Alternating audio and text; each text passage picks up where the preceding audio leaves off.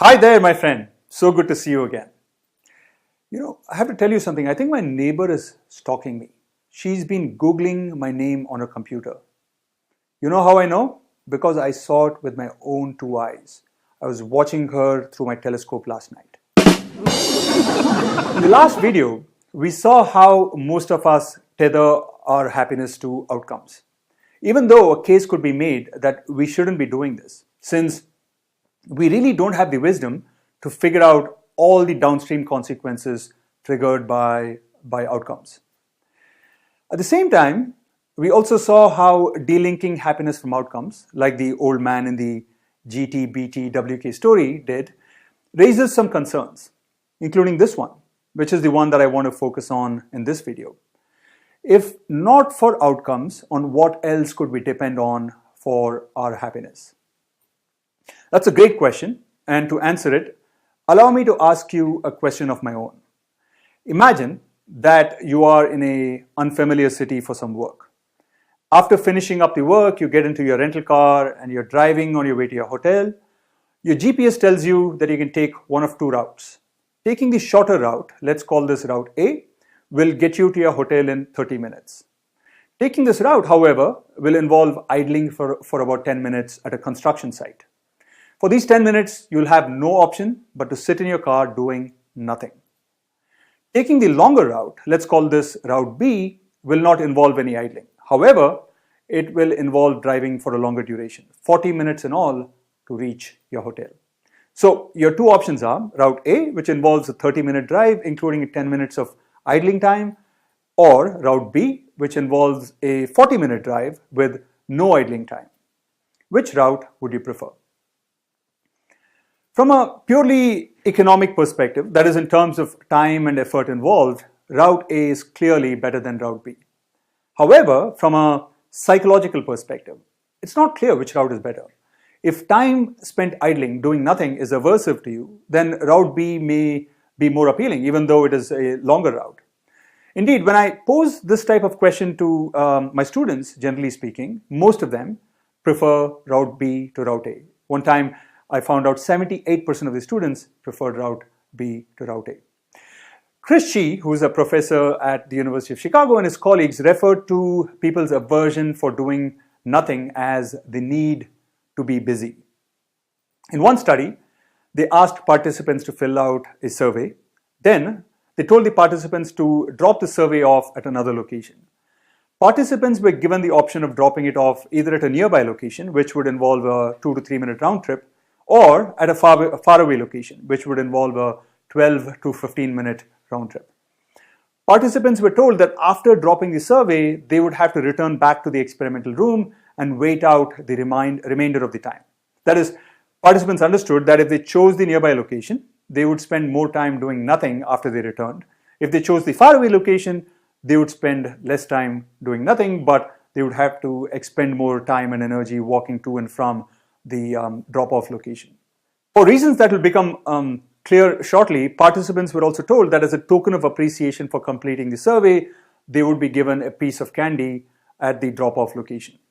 In addition to telling participants that they could drop the survey off at the nearby location or the faraway location, the experimenters also told one set of participants that they would get the same candy, dark chocolate, let's say, regardless of which drop-off location they chose.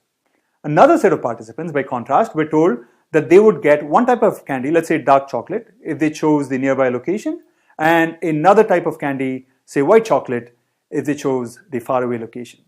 So in other words, participants in this different candy condition had some justification for choosing the faraway location. Walking the longer distance would give them an opportunity to consume a different type of candy. What do you think the researchers in the study found? Here's what the findings showed. The participants' preference depended on whether they had justification for walking to the faraway location. Among participants who were told that they would get the same candy regardless of where they dropped off the survey, only 32% chose the faraway location.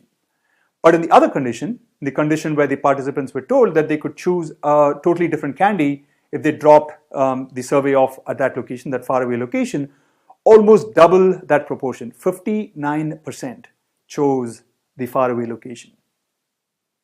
So participants who had some reason, even if it was only a trivial one, for walking a longer distance preferred being busy to being idle. In a follow-up study conducted by the same researchers, participants were forced this time to drop the survey off that they had just completed at either the nearby location or the faraway location. And then they had to come back to the experimental room and wait out the rest of the duration. Then, while they were waiting, they were asked to report how happy they were. The findings showed that the participants who had been forced to be busy, these were the participants who were asked to drop the survey off at the faraway location, were happier than the participants who were not busy. What these findings tell you is that people are happier being busy than being idle. Of course, people may not be happy if they're kept busy for busyness' sake, as we saw from the first study. It seems that people need a reason to be busy. However, so long as they have a reason, even if it's a relatively flimsy one, like getting a different candy, they prefer being busy. Of course, if the reason for being busy is not a flimsy one, but actually a meaningful one, so much the better. Results from a clever set of studies by Dan Ariely, the behavioral economist from Duke, whom we encountered earlier in week 2, and his colleagues showed this. In one study, what Dan and his colleagues did was ask a bunch of participants to assemble pieces of a Lego set that eventually took the shape of a bionicle.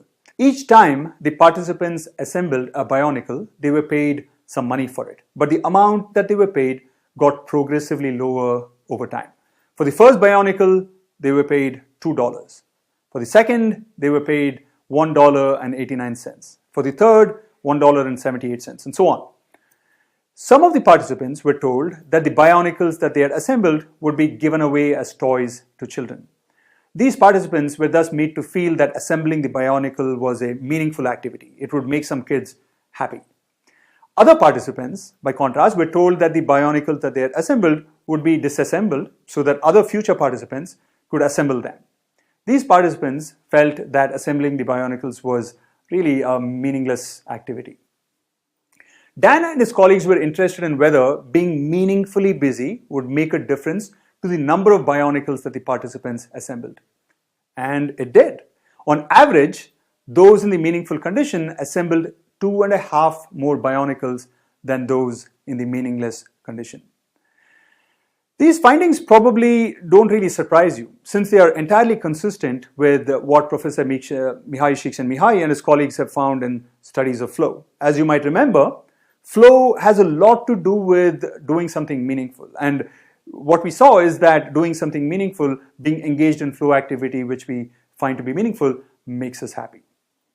So, where does this leave us?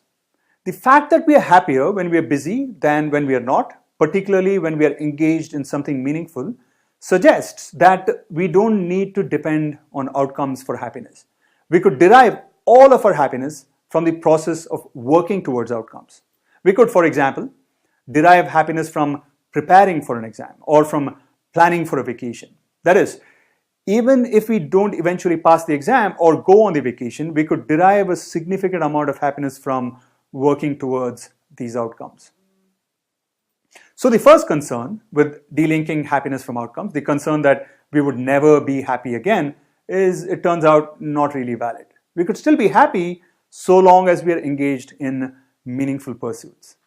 But that still leaves the second concern with delinking happiness from outcomes, the concern that we wouldn't know which outcomes to pursue if we are totally indifferent among or between outcomes. How valid is this concern? That's what we're going to find out in the next video. Hasta la vista till then. Bye-bye.